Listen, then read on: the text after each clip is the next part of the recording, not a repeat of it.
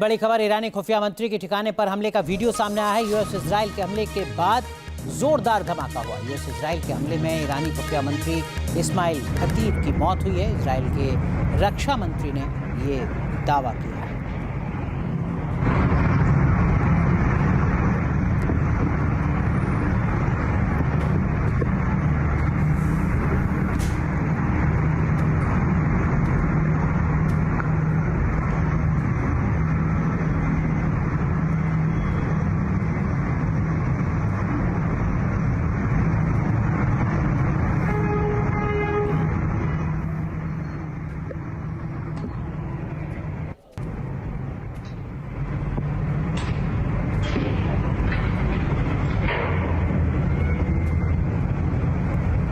एक और बड़ी अपडेट आपको बता दें, ईरानी हमलों को लेकर यूएई का दावा सामने आया है। ईरान की तरफ से अब तक 327 बैलिस्टिक मिसाइलें दागी गई हैं।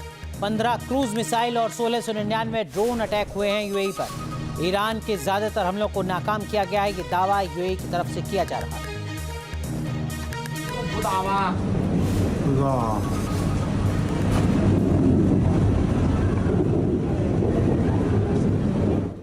तो दुनिया की सबसे शक्तिशाली नौसेना होने का दम भरने वाला अमेरिका महायुद्ध में उस मोड़ पर पहुंच गया है जहां उसे आगे बढ़ना मुश्किल लग रहा है और पीछे हटना नामुमकिन। जिस हॉर्मुज स्ट्रेट पर अमेरिका अपनी बादशाहत का दावा करता था, वो आज ईरान के कब्जे में है।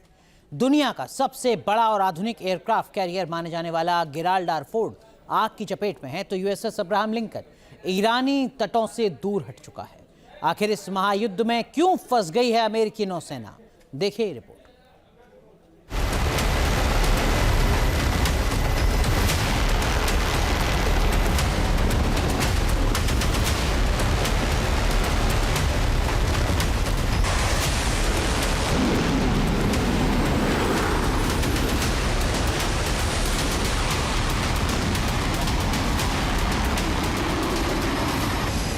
समंदर का सबसे बड़ा शिकारी क्या खुद शिकार बन सकता है?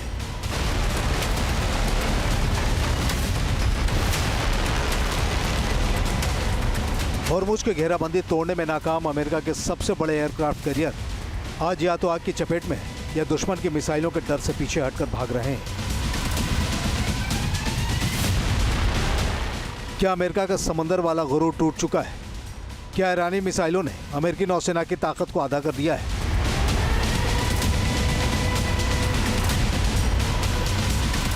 यह है अमेरिकी नेवी की शान यूएसएस जेराल्ड आर फोर्ड। इस महाशक्ति वॉरशिप से टकराने की हिम्मत कोई नहीं कर सकता, लेकिन इस जंग में हालात कुछ ऐसे बदले कि यह खुद बैकफुट पर है।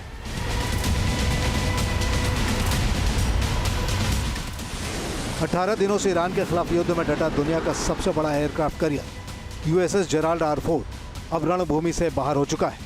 इस युद्धपोत की लॉन्ड्री में आग लग गई, जिसके बाद हड़कंप मच गया। न्यूयॉर्क टाइम्स की रिपोर्ट के मुताबिक इस आग को बुझाने में 30 घंटे लग गए। जहाज के भीतर 100 से ज़्यादा स्लीपिंग बर्थ जल गए, जिसके कारण 600 नाविकों को फर्श और टेबल पर सोने को मजबूर होना पड़ा। यह वॉरशिप 9 महीने से समुद्र में वेनेजुएला से लेकर रेड सी तक लगातार तैनाती ने इसके क्रू और मशीनरी को थका दिया है। अब इसे मरम्मत के लिए भेजा जा रहा है। जेराल्ड आर फोर्ड के हटने से अमेरिकी नौसेना की ताकत कम हो गई है। अमेरिका का यह समुद्री बाहुबली दुश्मनों का काल है, जिस पर अमेरिका को काफ़ी भरोसा है। अमेरिका के यूएसएस जेराल्ड आर फोर्ड का नाम आते ही एडवांस टेक्नोलॉजी और अजेय शक्तियों से लैस एक युद्धपोत की तस्वीर उभरती है। इस युद्धपोत में जो तकनीक इस्तेमाल की गई है और इसकी जैसी क्षमता है, वैसे दुनिया में किसी भी देश के युद्धपोत में नहीं है। तभी तो इसका नाम सुनकर ही दुश्मन थर्रा जाता है। न्यूक्लियर पावर्ड कैरियर और स्टेल्थ टेक्नोलॉजी से लैस ये युद्धपोत ईरान के लिए भारी मुसीबत बन गया था। यूएसएस फोर्ड पर औसतन 75 से 90 लड़ाकू विमान और हेलीकॉप्टर तैनात किए जा सकते हैं। इस एयरक्राफ्ट कैरियर पर FA-18 super hornet fighter jet की तैनाती रहती है। F-35C स्टेल्थ फाइटर जेट भी तैनात रहता है। EA-18G ग्रोलर की तैनाती रहती है, जो इलेक्ट्रॉनिक वॉरफेयर में काम आता है। E-2D हॉकाई की भी तैनाती रहती है। ये रडार और निगरानी विमान है। MS-60 सीहॉक हेलीकॉप्टर की भी तैनाती रहती है। यूएसएस फोर्ड पर 4800 से 5000 लोग एक समय में मौजूद रहते हैं। यह एयरक्राफ्ट कैरियर परमाणु ऊर्जा से चलता है। इसके रिएक्टर लगभग 25 साल तक बिना दोबारा ईंधन भरे काम कर सकते हैं। यही खूबियां इसे दुनिया का महाशक्तिशाली युद्धपोत बनाती हैं, जिससे दुनिया कांपती है और ईरान भी डरा हुआ था।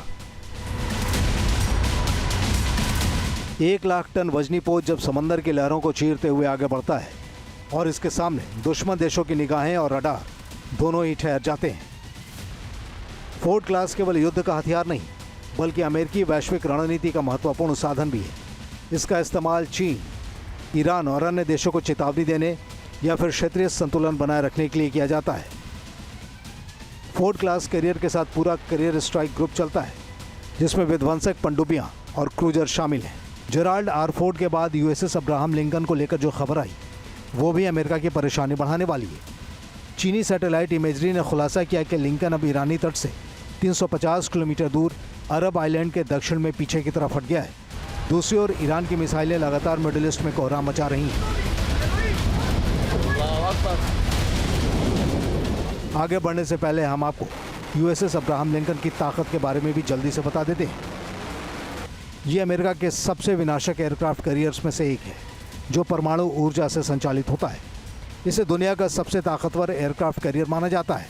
इसके साथ पूरा एयरक्राफ्ट कैरियर स्ट्राइक ग्रुप चलता है, जिसमें गाइडेड मिसाइल क्रूजर, विध्वंसक जहाज, पनडुब्बियां और सप्लाई जहाज शामिल रहते हैं। ये सब मिलकर एक विशालकाय समुद्री बेड़ा बनाते हैं, जो अपने दम पर दुश्मन का काम तमाम कर सकता है। इस एयरक्राफ्ट कैरियर की सबसे बड़ी शक्ति इसका एयर विंग है। इसके डेक पर FA-18 सुपर हॉर्नेट लड़ाकू विमान, F-35 stealth fighter jet, EA-18G Growler electronic warfare aircraft, E-2D Hawkeye surveillance aircraft और MS-60 सी हॉक हेलीकॉप्टर उड़ान भर सकते हैं। टॉमाहॉक मिसाइलें तैनात हैं, जिसकी मारक क्षमता 2500 किलोमीटर है। इन क्षमताओं के साथ ये एयरक्राफ्ट कैरियर ज़मीन, समंदर और आसमान किसी भी मोर्चे पर युद्ध कर सकता है। टॉमाहॉक मिसाइल की वजह से अमेरिका ईरान की सीमा में घुसे बगैर तेहरान समेत ईरान के कई हिस्सों को टारगेट कर रहा है। कहा जाता है कि युद्धपोत अकेले ही ईरान की पूरी सेना को धूल चटा सकता है। A short time ago, the United States military began major combat operations in Iran. Our objective is to defend the American people by eliminating imminent threats from the Iranian regime, a vicious group of very hard, terrible people. Its menacing activities directly endanger the United States, our troops, our bases overseas, and our allies throughout the world. For 47 years, the Iranian regime has chanted death to America and waged an unending campaign of bloodshed and mass murder, targeting the USS Abraham Lincoln EA-18G Growler electronic warfare से lace aircraft carrier है, जो दुश्मन के radar को निष्क्रिय कर देता है। EA-18G ग्राउलर इस इलेक्ट्रॉनिक हमले की रीढ़ की हड्डी है, जिसमें शक्तिशाली AN/ALQ-99 जैमिंग पॉड लगे हैं। ये पॉड जैमिंग सिग्नल भेजते हैं, जो दुश्मन के रडार की तरफ से भेजे गए लक्ष्य को ट्रैक करने के लिए ज़रूरी रिटर्न सिग्नल को दबा देते हैं, जिससे उनकी स्क्रीन पर ब्लैकआउट हो जाता है। जंग के पहले दिन ही अरब सागर में स्थित USS अब्राहम लिंकन से अमेरिकी लड़ाकू विमानों ने ईरान पर हमला किया। इस हमले में ईरान के सर्वोच्च नेता आयतुल्लाह अली खामेनी की मौत हुई थी। अमेरिका ने इस ऑपरेशन में F-22 और F-16 फाइटर जेट्स का इस्तेमाल किया था। टॉमाहॉक क्रूज मिसाइल का भी इस्तेमाल किया था। USS अब्राहम लिंकन को ईरानी फौज के लिए काल कहा जा रहा था, लेकिन अब ये मोर्चे से पीछे हटने लगा है। अमेरिकी रक्षा विशेषज्ञ भी मानते हैं कि ईरान के खिलाफ जंग में अमेरिका का दांव कमज़ोर पड़ रहा है। ईरान की हाइपरसोनिक और सटीक मिसाइलें एक ही हमले में अमेरिकी एयरक्राफ्ट कैरियर को समंदर की गोद में सुला सकती हैं। अगर ऐसा होता है तो एक साथ 5000 अमेरिकी सैनिकों की ज़िंदगी खतरे में पड़ सकती है। शायद ये एक बड़ी वजह है कि पेंटागन अपने कैपिटल शिप्स को सैकड़ों मील दूर हटा रहा है। अमेरिका की सबसे बड़ी चुनौती हॉर्मुज जल डमरू मध्य को खुला रखना, लेकिन वो इसमें नाकाम रहा है। ईरान ने अब तक हॉर्मुज पर ताला लगा रखा है। कूटनीतिक मोर्चे पर ट्रंप पूरी तरह अलग थलग पड़ गए हैं। ट्रंप ने नाटो और यूरोपीय देशों से गुहार लगाई है कि वे इस युद्ध में अमेरिका का साथ दें, लेकिन उन्होंने साफ इनकार कर दिया। फ्रांस और ब्रिटेन ने ट्रंप के दबाव के बावजूद हॉर्मुज की खाड़ी में अपनी सेना भेजने से मना कर दिया है। सहयोगी देश समझ चुके हैं कि ट्रंप ने जो युद्ध शुरू किया है वो लंबे समय तक चल सकता है।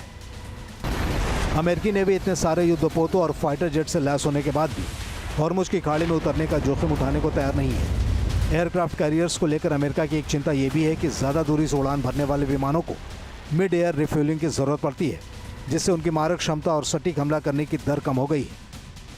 अमेरिकी नौसेना इस वक्त परफेक्ट स्टॉर्म का सामना कर रही है। युद्ध की शब्दावली में इसका मतलब है चौतरफा संकट। महायुद्ध के बीच अमेरिका की नौसेना के प्रमुख युद्धपोत को लेकर जो खबरें आ रही हैं, उन्हें देखकर लगता है कि सुपर पावर के पास जहाज़ों का संकट खड़ा हो सकता है। सबसे पहले बात करते हैं यूएसएस निमित्ज की। नौसेना का सबसे पुराना कैरियर रिटायर होने वाला था, लेकिन मजबूरी में इसकी सेवा 2027 तक बढ़ा दी गई है।